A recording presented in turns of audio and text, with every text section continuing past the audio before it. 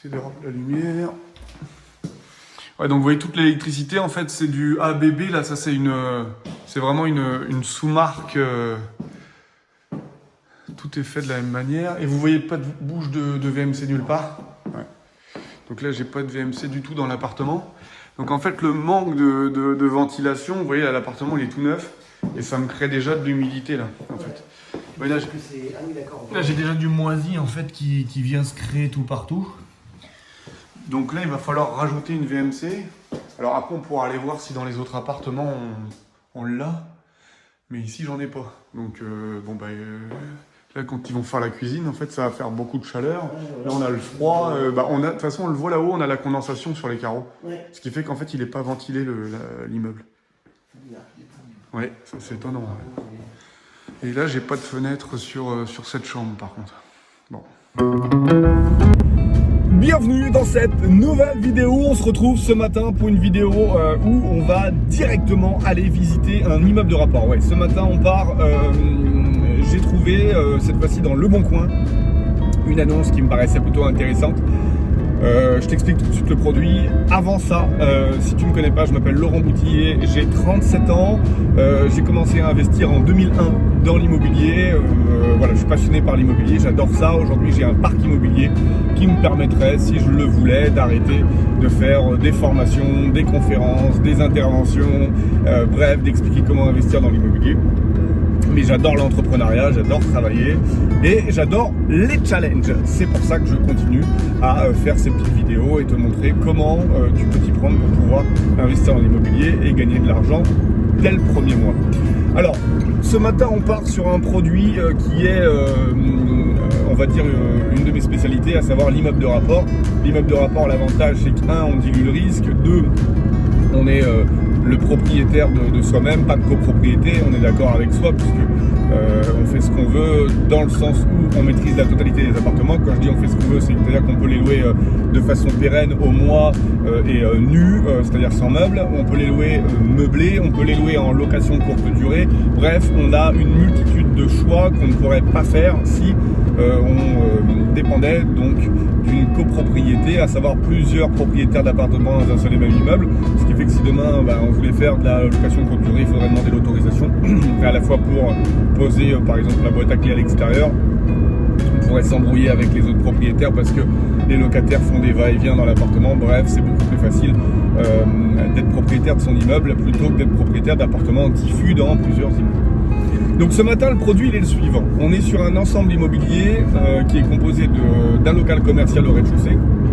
Donc quand on voit local commercial, l'avantage c'est que on se dit on va pouvoir refacturer au prorata du nombre de mètres carrés utilisés par le local la taxe foncière, c'est pas négligeable. Si vous avez un immeuble qui fait 300 mètres carrés et que vous avez un local qui fait 100 mètres carrés au rez-de-chaussée, vous allez pouvoir refacturer au moins un tiers de la taxe foncière.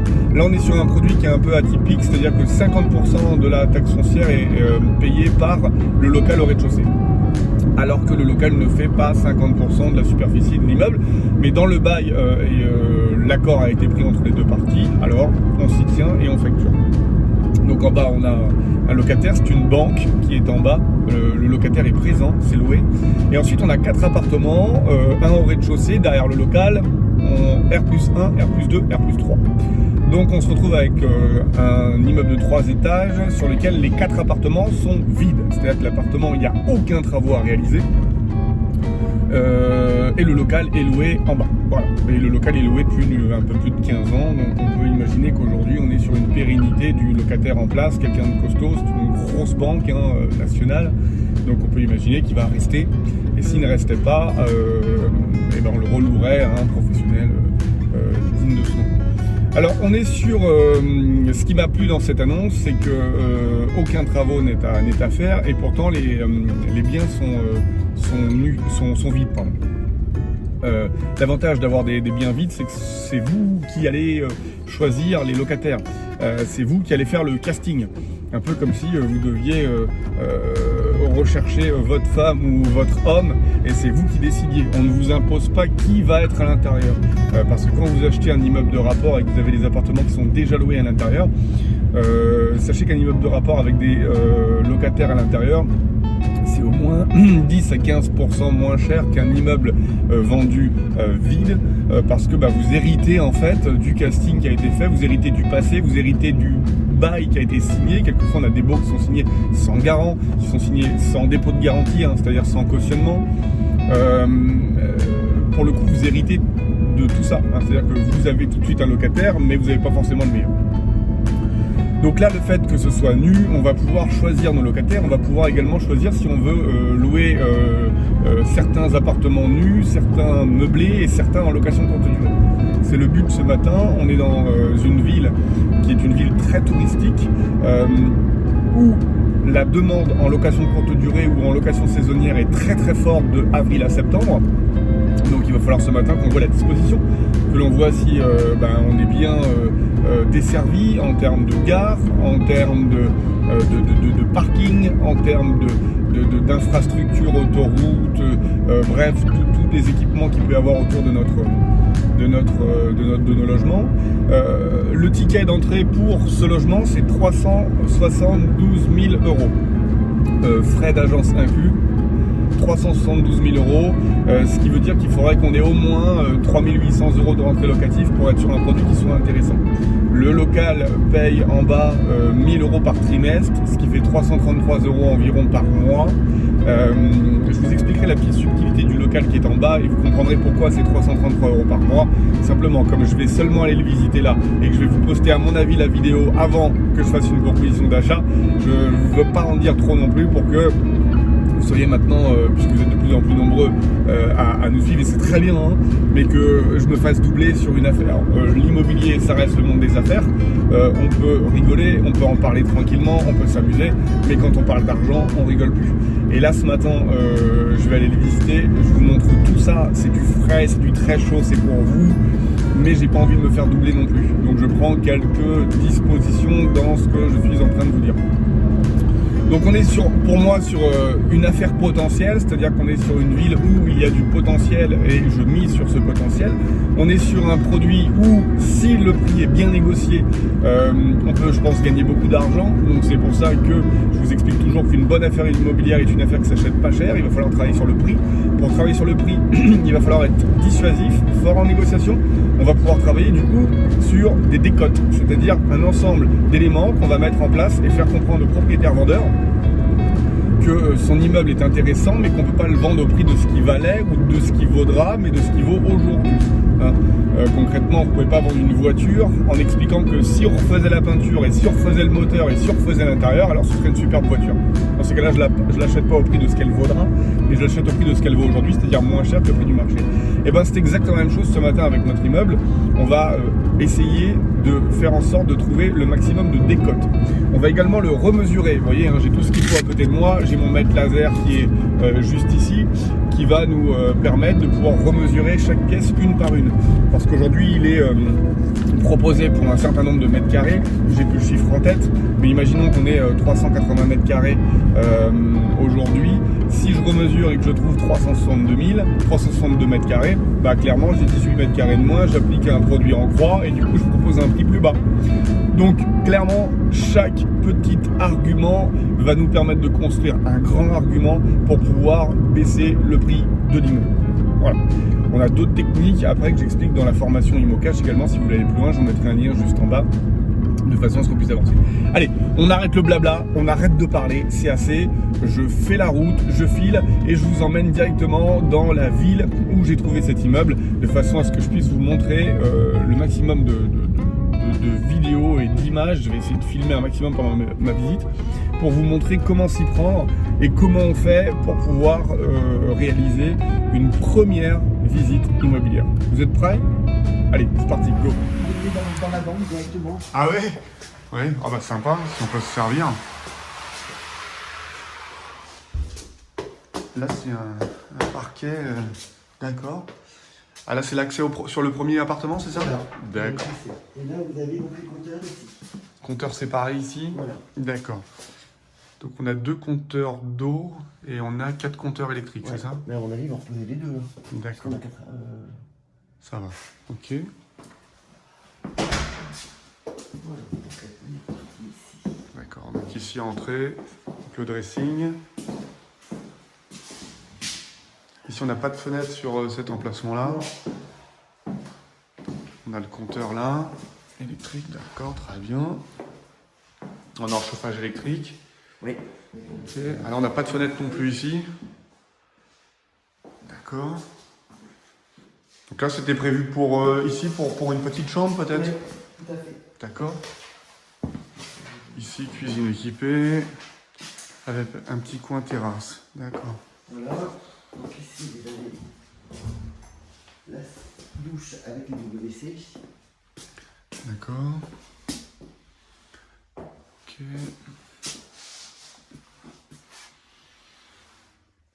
Ok, ça va. Ici, on a le ballon d'eau chaude électrique qui est juste là. Oui. D'accord. Ok, ça va. Il y a une petite cour ici. Ok. D'accord, au niveau du vis-à-vis, on n'a pas grand-chose. On a juste cette partie-là. Ah oui, ici, on a une petite fenêtre. Voilà, d'accord, on a un immeuble qui est juste au-dessus. Là, par contre, c'est du shingle sur la toiture. Ok, ça va. Et alors, il a fait ça. C'était une cave. D'accord. Faites gaffe à la tête quand vous passez. C'est un peu étrange, mais ça peut être. Puis il y a mis un chauffage. Hop.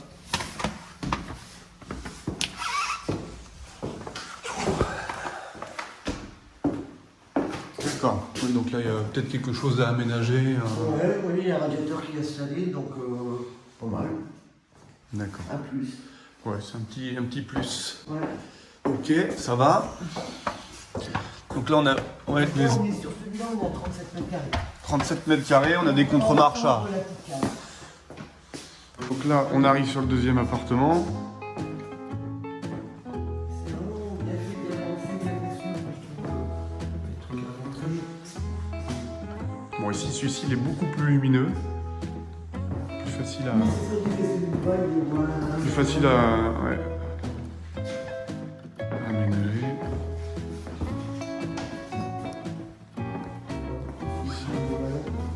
Ah d'accord, oui, c'est les mêmes ballons qui prennent pas de place. C'est pratique. Nourrice, ici, de quoi mettre. Ça va. Et puis là, on a la cuisine là. Ah oui, d'accord, c'est pour ça on peut mettre la machine à laver de l'autre côté. En fait, il y a l'évacuation. D'accord. Et là, ça doit être pour le frigidaire. D'accord. Ok, ça va. D'accord, très bien. Ok.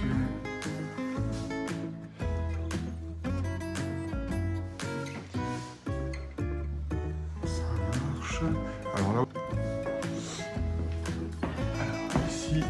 Donc là, c'est le troisième. D'accord, avec la cuisine ici. Style un petit peu plus vintage. Ah d'accord, on donne sur le couloir de l'autre côté là-bas. Ok, ça va. Ah, c'est étonnant d'avoir fait ce petit couloir derrière finalement parce que... On a... Ouais, il doit y avoir une maison. Ouais, il doit y avoir une raison. Ouais. Et là on a la chambre, c'est ça? Ouais, ils sont bien lumineux ceux-là quand même. Hein. Ouais. Ça, c'est top. Belle Hein. vue. Ouais, ouais, là c'est top. Hein.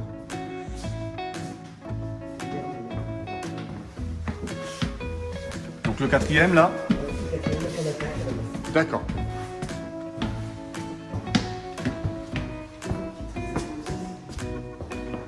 Dernier sous. Ah, ok, on est dans les combles. Ici, on a une cuisine. Ici, j'ai ma salle de bain. WC. Ça va.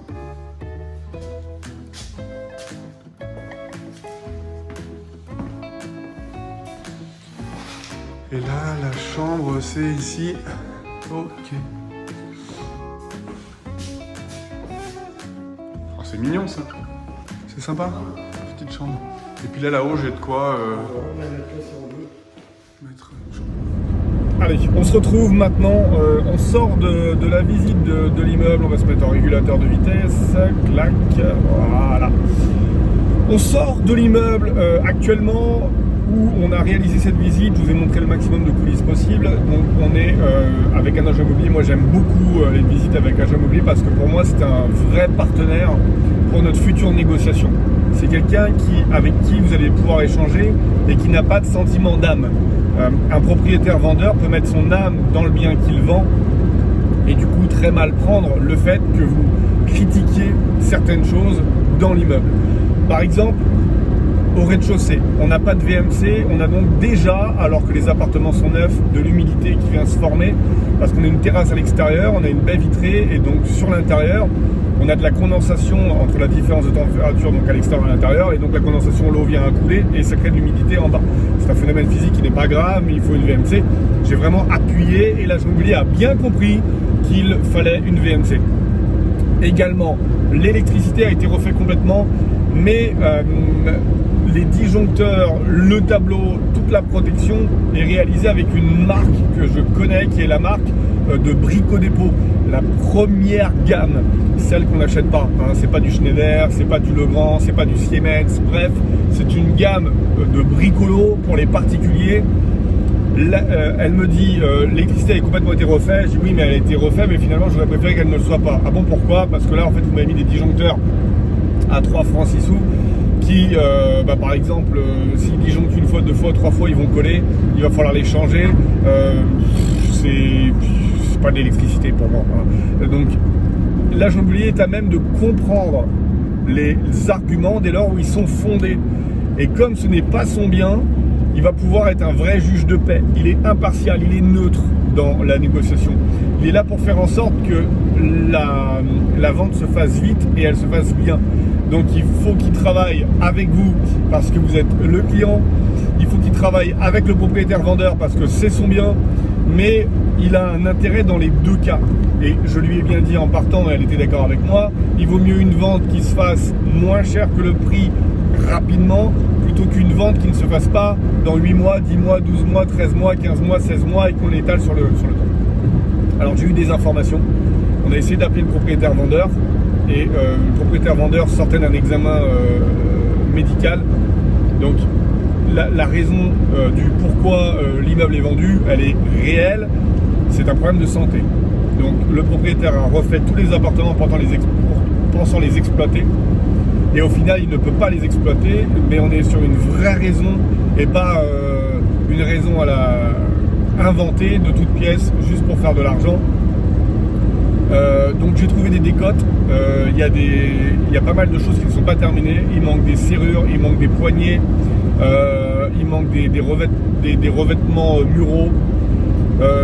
Bref, il manque quelques petites finitions à droite, à gauche. À certains endroits, le parquet n'a pas été bien posé. L'électricité, elle est aux normes et de bas de gamme. La VMC n'est pas présente sur le logement du bas. Bref, on a des éléments comme ça qui nous permettent de pouvoir accumuler un maximum de choses pour pouvoir trouver une baisse de prix significative. Le propriétaire vendeur nous a sorti un chiffre de derrière le chapeau en disant ça va sous les temps. Moi, j'ai, à partir des éléments factuels sur internet, notamment seloger.com, pu sortir un prix au mètre carré. J'ai mis mon prix au mètre carré, j'ai mis sur la surface. On a bien compris que la rentrée locative potentielle était surévaluée de 20%. Donc le prix de départ était vraiment haut. À ma sortie de cette visite ce matin, moi je suis convaincu que ça peut être une bonne affaire, c'est un bon produit. Je suis convaincu qu'il est trop cher et j'ai, je pense, réussi à convaincre l'agent immobilier qu'il était trop cher. J'ai aussi, en partant, fait le tour de l'immeuble et sur le pignon gauche, qui n'a pas été repris, j'ai remarqué 2 fissures sur lesquelles je peux passer mon doigt à l'intérieur. J'ai demandé à l'agent immobilier de sortir avec moi et je lui ai montré. Alors je lui ai dit 1, présence de fissures. 2, ça ne me fait pas peur. 3, il va falloir que je reprenne et pour reprendre, il faut que je passe par le voisin, il faut que je lui demande l'autorisation, bref. Il faut que je bosse pour ça et tout travail mérite salaire, donc il va falloir que je travaille sur le prix. L'agent immobilier a bien validé qu'il fallait reprendre les fissures à l'extérieur. Ça me donne encore une cartouche supplémentaire pour pouvoir faire admettre ma baisse de prix. Au moment où je vous parle, je ne sais pas à combien on va se positionner avec Women Invest, on va en discuter calmement. Je ne sais même pas si on va faire une offre d'achat, mais pour moi le produit est bon. L'emplacement est top, vraiment, on est à 10 sur 10 sur l'emplacement, on ne peut pas faire mieux. Je pourrais vous donner d'autres éléments, mais pour l'instant, comme je ne me suis pas positionné, je ne voudrais pas, parce que je pense que là, encore une fois, la vidéo va sortir avant que j'ai mon offre acceptée si je faisais une offre, donc je ne veux pas donner trop d'éléments. Mais donc l'emplacement est bon, le produit est top. Le prix est vraiment très cher, 372 000 euros. Pour moi, ce serait une très bonne affaire à 280 000. Ce serait une bonne affaire entre 300 et 310 000. Une affaire à bien étudier entre 320 000 et 330 000. Ce ne serait plus une affaire pour moi au-delà de 350 000. Voilà, pour vous donner. Mais je vais poser les chiffres en fin d'après-midi aujourd'hui, de façon à pouvoir voir avec vous proposer tout ça et voir si ça vaut la peine d'aller plus loin. En tout cas, je suis très content de cette première visite. Je suis content de la relation que j'ai avec l'agent immobilier, qui est une professionnelle. Je lui ai demandé qu'elle m'envoie la taxe foncière, la copie du bail du local au rez-de-chaussée. Alors ce qui est intéressant, c'est qu'il y a le propriétaire a fait un règlement de copropriété, ce qui veut dire que demain, si on veut, alors bien sûr il y a 4 compteurs séparés, il y a 4 compteurs d'eau, 4 compteurs d'électricité, bon, on peut vendre à la découpe. Donc on pourrait demain acheter à 300 000, je dis une bêtise, et vendre des appartements 100 000 euros pièce et se faire un billet de 100 000 euros au passage. Ça c'est quelque chose qui est complètement possible. Donc on avance là-dessus. Je vous tiens informé, je vous referai une petite vidéo sur l'offre d'achat, comment je la fais, comment je négocie, comment je mets en avant. Est-ce que dans l'offre d'achat, je détaille mon offre en disant il y a des travaux, il faut que je fasse ça, il y a une fissure, etc. Je vous dis tout dans les prochaines vidéos. En attendant, je vous laisse vous abonner à cette chaîne. Je vous laisse mettre un gros like si vous avez kiffé et si vous kiffez ce genre de format. C'est-à-dire visite sur place en direct, les coulisses, un petit peu voir comment ça se passe, mon ressenti et ce que je pense à chaud, parce que je viens de sortir, donc pour l'instant j'ai une réaction à chaud. C'est très important de poser les choses. À chaud, on veut tout acheter. Quand on pose, on devient mesuré, et quand on est un investisseur immobilier, il faut surtout être mesuré. Donc, si vous kiffez, je vous invite à me laisser également un petit commentaire. Si vous avez des questions, n'hésitez pas. En attendant, je vous dis à très vite, et surtout, n'oubliez pas, soyez, vous êtes bientôt rentier. Ciao, ciao. À bientôt.